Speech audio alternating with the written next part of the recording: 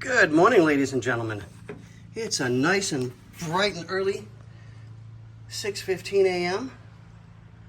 It's quiet and peaceful. I don't hear anybody, minus the landscapers from next door, which is so nice and so needed this morning. So we are back on Jordan's Mustang, and we have his drive shaft back.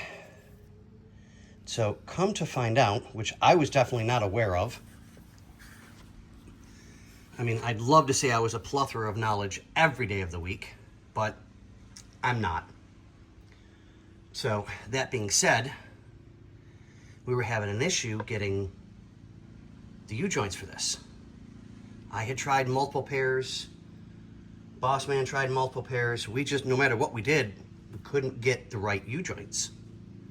So Boss has got a guy he deals with for race car stuff.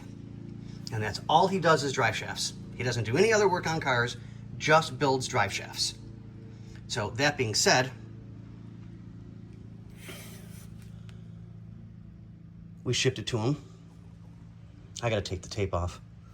And he's like, oh yeah, well, this is why, blah, blah, blah, blah. And I'm like, okay, you have this knowledge, I don't. Slow down, say it again. So apparently there was like 3 or 4 different options for this year make and model Mustang, being a coupe and not a convertible. And I'm like, really? I would have thought they were all just the same. Well, apparently I was completely wrong. So we took it to him, bada bing, bada boom, it's done. And he got it.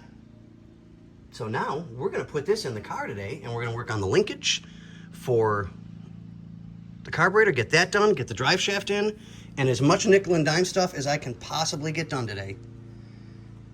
So we're getting there, Jordan, I promise. I know it's been extended time, but